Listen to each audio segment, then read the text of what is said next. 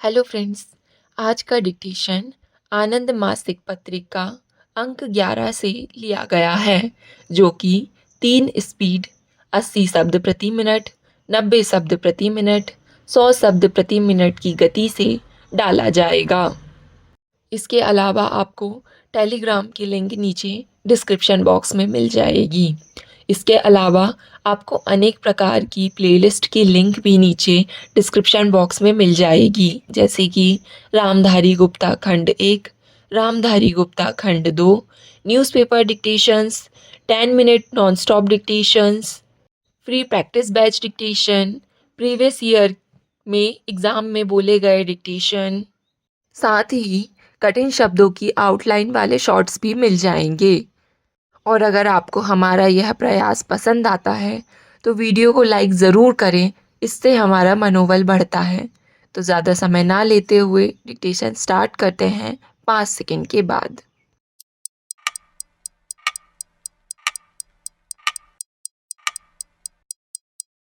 सभापति महोदय, आज देश को स्वतंत्र हुए कितने वर्ष हो गए हैं और प्रारंभ से ही गरीबी उन्मूलन भारत की विकास नीति का मुख्य ध्येय रहा है, जिसमें सबसे अधिक बल ग्रामीण विकास और गांव में रहने वाले गरीबों की आय बढ़ाने पर दिया गया है। महिलाएं हमारी अर्थव्यवस्था की एक आवश्यक उत्पादक शक्ति और संसाधन हैं। प्रगतिशील समाज की स्थापना के लिए यह आवश्यक है कि महिलाओं का पूर्ण विकास और कल्याण हो। विकास में बिना उसको सम्मिलित किए देश का सर्वांगीण सामाजिक और आर्थिक विकास संभव नहीं हो सकता।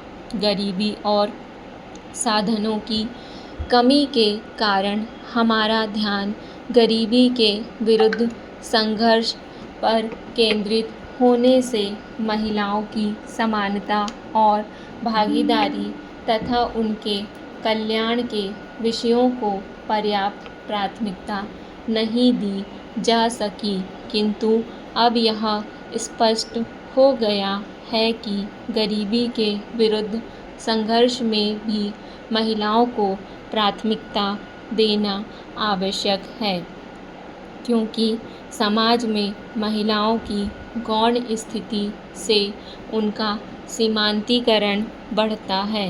ग्रामीण महिलाएं परिवार की महत्वपूर्ण इकाई हैं, अतः उनके विकास पर ध्यान दिए बिना कोई ग्रामीण विकास कार्यक्रम सफल नहीं हो सकता है।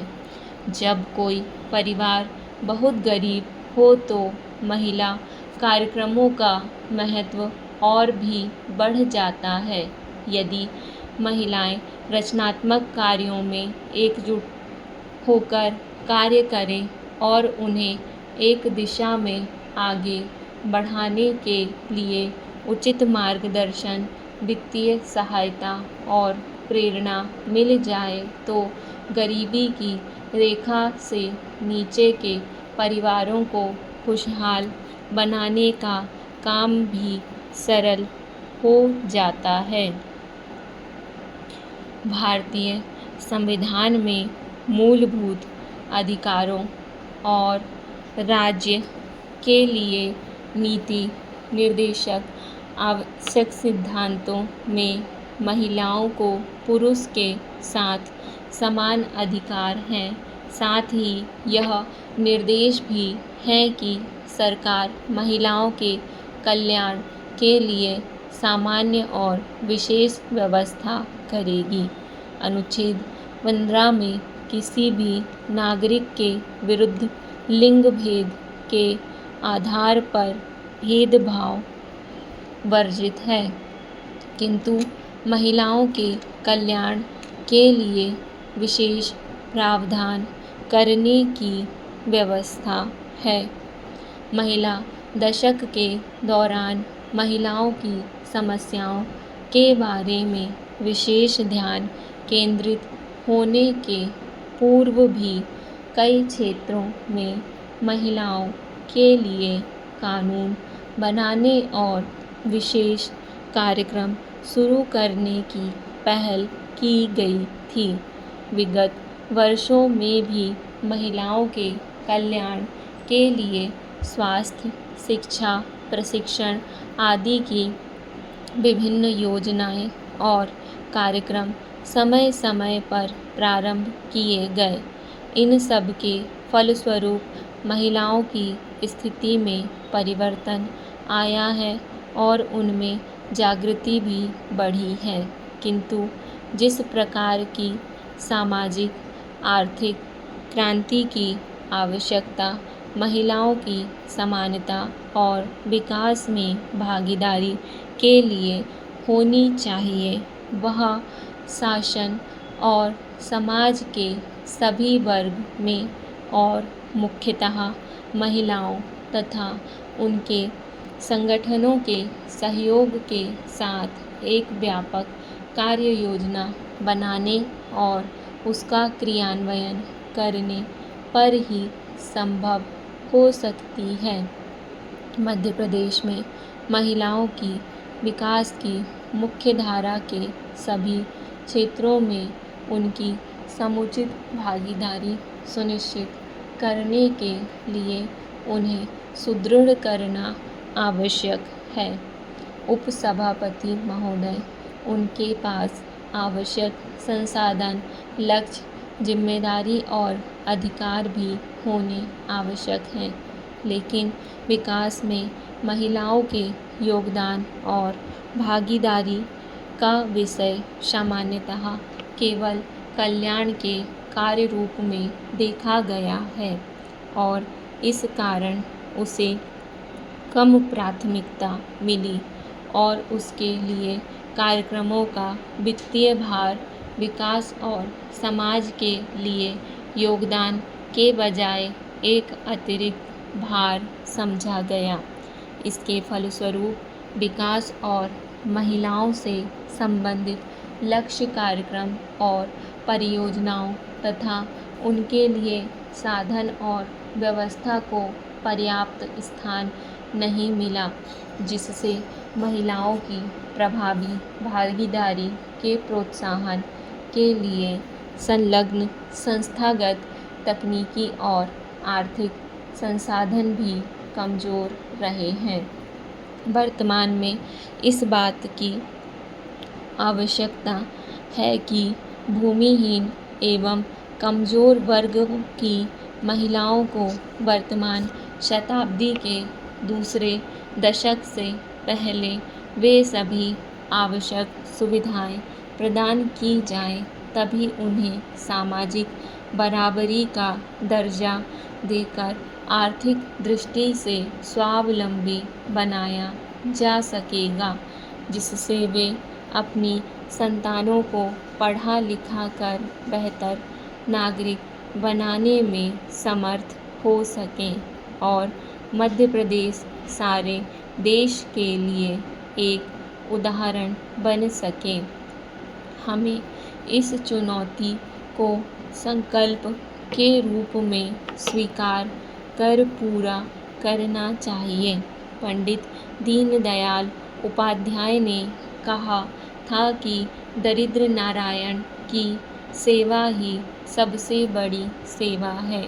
उनके इस आह्वान से प्रेरित होकर मुख्यमंत्री ने मध्य प्रदेश के स्थापना दिवस के अवसर पर गरीब और भूमिहीन महिलाओं की भलाई के लिए 5 योजनाओं वाले एक कार्यक्रम की घोषणा कर उनके जीवन में आशा की सतरंगी किरण दी है।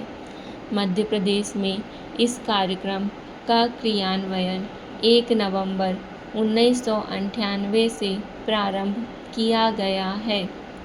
महिला उत्थान की इस पंचधारा के अंतर्गत प्रारंभ की गई योजनाएं इस प्रकार हैं। इसके अंतर्गत महिलाओं की ममता को सम्मानित किया गया है तथा ग्रामों में कार्यरत स्वास्थ्य सेविकाओं को आंगनबाड़ी कार्यकर्ताओं के सहयोग से जिन्हें 100 रुपये पारिश्रमिक के तौर पर देने की व्यवस्था है क्रियान्वित किया जा रहा है। इस कार्यक्रम के अंतर्गत गरीब और भूमिहीन स्त्रियों के लिए रोगोपचार की सुविधा के अंतर्गत रोगी महिलाओं का अस्पतालों में निःशुल्क उपचार किए जाने के साथ ही साथ उनकी सेवा करने वाले पारिवारिक जन के लिए उस अवधि में मुफ्त भोजन और आवास की व्यवस्था का प्रावधान है। यह योजना निराश्रितों विधवाओं के लिए पेंशन प्राप्त करने की प्रक्रिया को सरल बनाने के लिए की गई है, जिसके अंतर्गत अब पेंशन की रकम का भुगतान डाकघर बचत खाते या बैंक खातों के द्वारा किया जाएगा। इसके लिए उन्हें निःशुल्क परिचय पत्र उपलब्ध कराए जाएंगे।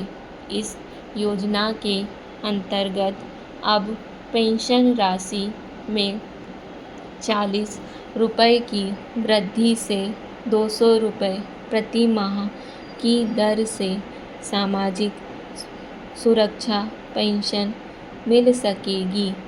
इस बढ़ी हुई राशि का लाभ उन सभी निराश्रित विधवाओं को मिल सकेगा जिनकी उम्र 50 वर्ष या इससे अधिक है। इस योजना में 2.9 करोड़ रुपये का सरकार पर भार आएगा। डिक्टेशन पसंद आए तो वीडियो को लाइक तथा चैनल को सब्सक्राइब ज़रूर करें और वीडियो को ज़्यादा से ज़्यादा साझा करें। धन्यवाद।